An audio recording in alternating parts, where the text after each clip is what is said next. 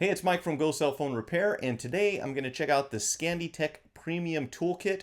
This is for cell phones and other electronic devices. A lot of people ask me where they can find all of their tools in one place, and it's very difficult to do when you're working on phones because most toolkits tend to be missing a few of different things that you need, so you end up having to buy things from different places. So if you're looking for a specific tool, please visit Go Cell Phone Repair or check out the link below or hit that little card up there in the corner. I actually have a spreadsheet where I keep a collection of all the tools that people will need and resources where they can get them from. So Scanditech sent me this toolkit to check out.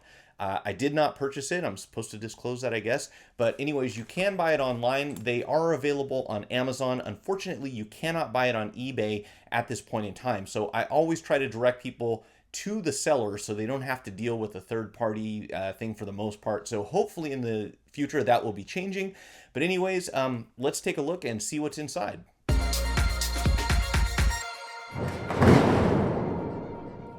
I can fit most of the hand tools that I use, if I'm going to do a mobile repair job somewhere, into this Pelican box right here. So I like this. It's waterproof. It actually floats. It's pretty roomy on the inside and you can see through the top. The thing is, number one, be careful not to break your fingernails if you open this. But once you get inside, you'll see it's just not very organized. Everything's just kind of thrown in here. So I've always kept my eye out and I review a lot of toolkits, but I'm always looking for something that has the most common drivers built into it already. And what I generally come up short on is obviously going to be the latest one, which is the tri-lobe for the iPhone 7. The standoff driver, I'm not aware of any toolkit that includes that at this point, and that's also for iPhones. And then, of course, you have your 2.5 millimeter hex driver for iPhone 6s and 6s Plus if you need to remove the logic board. So outside of that, a lot of the toolkits include most of the stuff that I use here. They don't generally have the razor blade, but you'll find the ones that have iSesamo and the drivers, obviously Pentalobe and so forth, pry tools. Now, we're going to take a look inside this one and see what they've got in this nice, neat carrying case. I do like the idea of having something, a little smaller and more organized on the inside. So when we open it up, what we find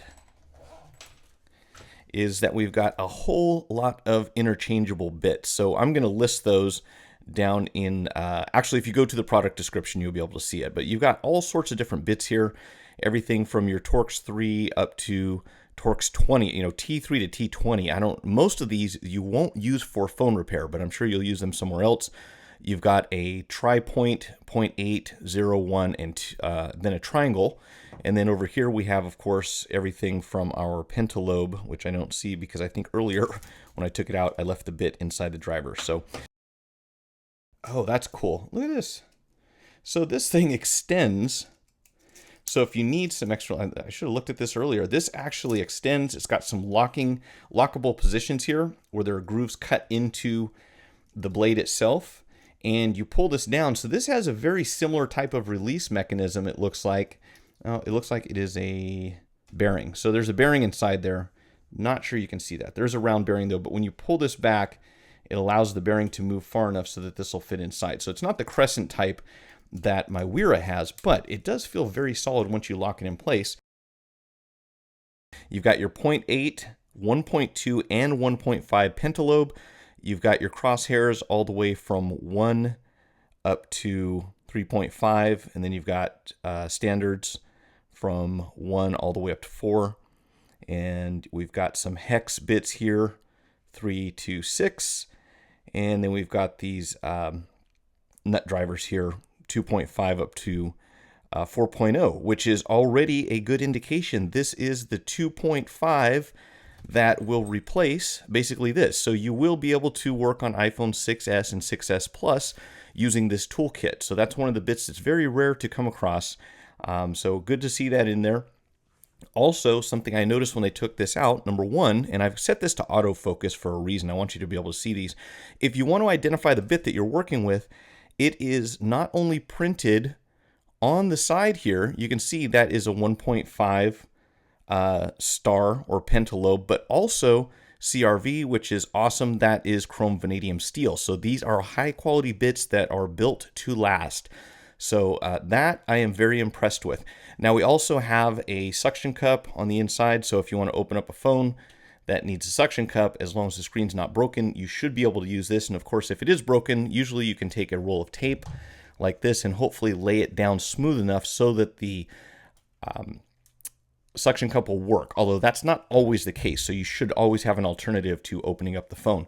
Now, back to the driver real quick, something I didn't notice earlier. This is magnetic, obviously, so when you get your bit, you just pop this in here, very easy to find. And again, being printed on the side of the bit, knowing what it is, if these ever get mixed up, it's easy to figure out where they go, and that makes it easier to find them inside this little rubber holder here. Now, this has a magnet on the inside that holds the bit into place, but inside the kit, they have also included and I generally carry a magnetizer. So something like this, you can use to magnetize your bit if you want to get a little more strength for picking things up. Let's see how strong that is. I'll need something smaller. That's not going to work. You know, if we grab in another bit, we can probably almost hold that. We can definitely hold some screws with it. You know, if you go over here and you get a screw, which I'm chasing around on another magnetic mat at the moment, you can see it'll hold the screw right on here. So that makes it easier to get them started when you're going to install them. But since you don't have a magnetizer built into this kit, what they did is they have included one of these small rare earth magnets. So what you can do is stick this onto the side of the bit, and that will give you even more magnetic attraction. However, you have to be careful with these because they can cause problems. If you have something inside the phone that jumps across to be attracted to this, it can damage things on its way over there. Whoa, on its way over there. So you do want to be really careful with that. So there again, you'll get a little more strength this way with that rare earth magnet, but it may pull the bit completely off. So I assume that's what that's in there for, or it could be just to magnetize the bit. But nice looking driver. It's got a textured area here so you can get some grip. It spins around smoothly on the top of the handle, and there are some grooves cut into this, so it's less likely, but I'm not going to say impossible, to roll across the countertop. And that's another thing that I look for in screwdrivers, because it's very annoying when you have your tools rolling around, and this is not going to roll too much on its own, but if you bump into it, it definitely will spin. So this can, you know, you bump it, it goes rolling off the side of the table. So that's why I like to work with something that's got a nice, let's find a good example here for you. So if you take a look at these, they've got a nice six-sided piece here down halfways, you know, on the opposite end of the handle, that makes it very difficult for them to roll. So not a deal breaker, but definitely something I would like to see. It's drivers that don't roll across your surface very far before they stop themselves. Other than that, it looks very durable. Again, I will make a follow-up video later on just to come back and tell you how this performed, because me checking it out of the box isn't going to tell you everything you need to know. But so far, this looks like very high quality. You can tell there's good craftsmanship here, and with chrome vanadium steel, these should last a long time. Also, some of these larger Torx bits from T8 up to T20 are the security Torx bits, so they have the hole in the center. Again, not something that you're going to use too often on phones. You might find some Motorola's that use anything from a T4 up to about a T6.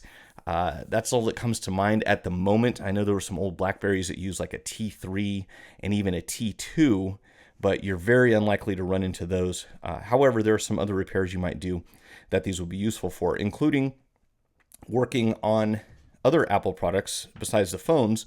You've got the 1.2 and 1.5 pentalobes that are required for working on laptops and things like that. So that's pretty cool. We've already talked about the magnet. I'm going to set that aside. And we have a SIM card ejector. So a proper one, not a paper clip, but a real SIM card ejector. I don't recommend you put these on a keychain. I've stabbed myself in the leg that way because these things are very sharp. You know, they're sharp enough to poke through your skin at the wrong angle. So don't put this in your pocket. At least not in a position where it can push up against your skin. We have an adapter here. This is a 1/4 inch to 4 millimeter bit driver. So you can actually take this if you've got a toolkit at home and use this as an adapter so that the bits in this kit can be used with a different type of driver. So that's what this extra piece floating around here is for.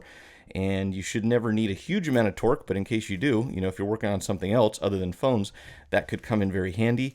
We've got a polishing cloth, not much to say about that, because once it gets dirty, it is going to go in the trash. So you probably won't use this very often, and if so, it'll be limited use.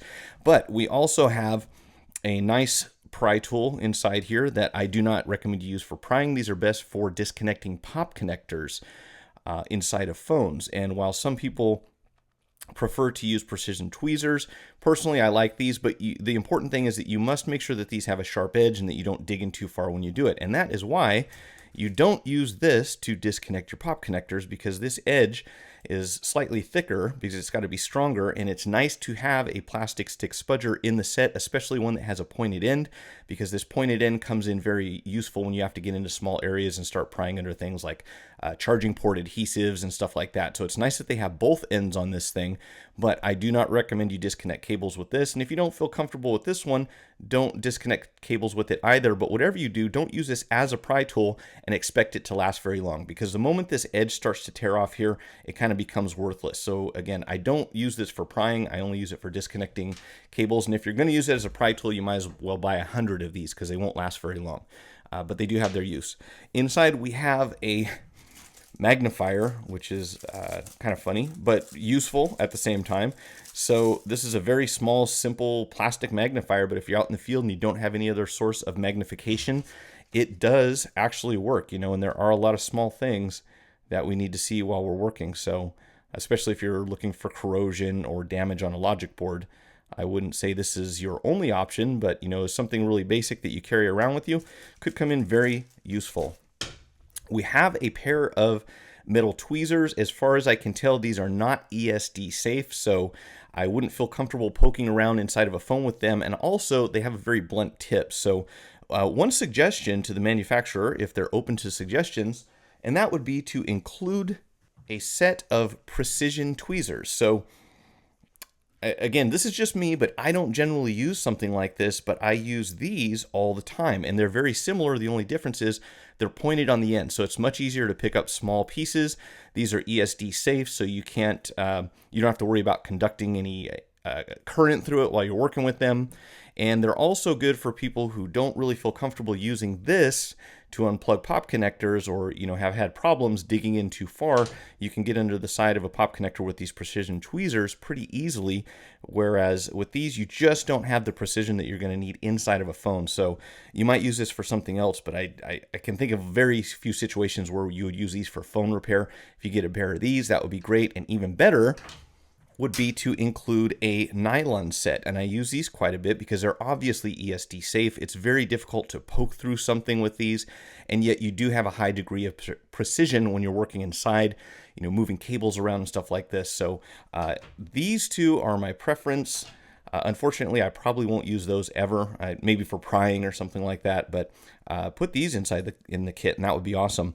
What's cool is this little metal spudger here, which only recently did I realize has more than one use. So you can use this for prying, but you can also use it when you're dealing with those beat up iPad corners. So if you use this as kind of a chisel and get a hammer on this end and kind of secure your device over here, you can bang this into the corner. And I use that term loosely. So you can tap on this edge and pretty much push the corner of an iPad out into the correct position once they get dented, so that way the glass will fit inside without putting pressure up against it. So this is not only a pry tool, but also a chisel. It's got pretty much a nice rounded edge there, so it's easy to just manipulate that and work it where you want to be. What I do is I put two pieces of wood down, secured them to my workbench, put the iPad tablet in the corner or whatever it is that you happen to be working on, and just start tapping this until you work those corners out into the right 45-degree angle so that they fit the frame and the glass. So this is very handy, and again, just another use that we came up with recently that we hadn't been doing before. Now there's something similar to an Isesimo here, but it's also super, super lightweight. I mean, really thin. And at first I was kind of surprised that there was no handle on this thing, because usually I have a piece of rubber that goes this length right here that makes it easier to grip, but that rubber does wear out over time.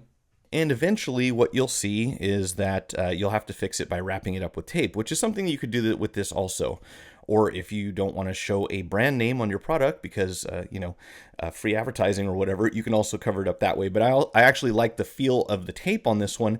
However, whether you have the tape on or not, if it's got that plastic stuff on the Isesimo, it does add quite a bit of thickness once you get past this point. So what this would be useful for is if you needed to pry underneath something and get a little more distance. You know, let's say you have to go pretty deep underneath whatever it is you're working with, maybe an LCD or an AMOLED screen or something like that, although metal probably wouldn't be my preference for prying that. However, it does give you some versatility as far as what you can get underneath with it, you know, maybe prying some glass off or something. So that's interesting, different, but again, if you didn't like this way, you could wrap it up with some tape and you'd have a very slim, similar Isesimo type tool with quite a bit of flexibility to it. Right, so over here we have our typical triangle tool, which honestly I don't use these too much, but a lot of people do. So they have a little edge here that prevents them from going too far inside whatever it is you're prying, and they're very durable. What I do like is this, or what I really like is this orange pry tool here, which is very similar to the blue triangle that I normally use, which is one of the very thin tools that you want to use if you're working on something like Galaxy S6 or Galaxy S7 metal, glass back, because those glass backs are very easy to crack if you use something too thick. So a lot of people use a playing card. I often use this after I get the blade underneath there to get it started. This one is slightly thicker, so I'm not sure it would work for that particular application, but there are a lot of times when you need something that's thin but still pretty heavy, you know, pretty durable. So this is kind of in between this and then using like a thicker guitar pick. So something like, I'm going to say it's probably thicker than the 0.73. Yeah, this is definitely thicker than a 0.73 millimeter. I'm not sure what the dimensions are. You can probably find that in the product description also, but that should last a while.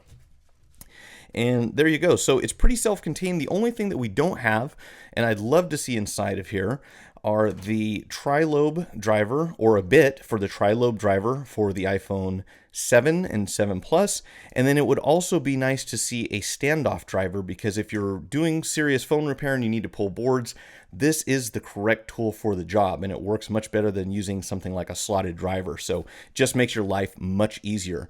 If you were to add precision tweezers, nylon tweezers, and even throw in maybe a plastic razor blade, this would be a somewhat complete kit for doing mobile repairs. So all in all, pretty decent, especially for the price. At the moment, you can buy this on Amazon. Hopefully they'll have it on eBay eventually. I know that dealing with third parties is kind of a headache, so I try to buy direct, you know, as much as possible. Cut out the middleman and not have to deal with Amazon's very interesting shipping and customer service policies.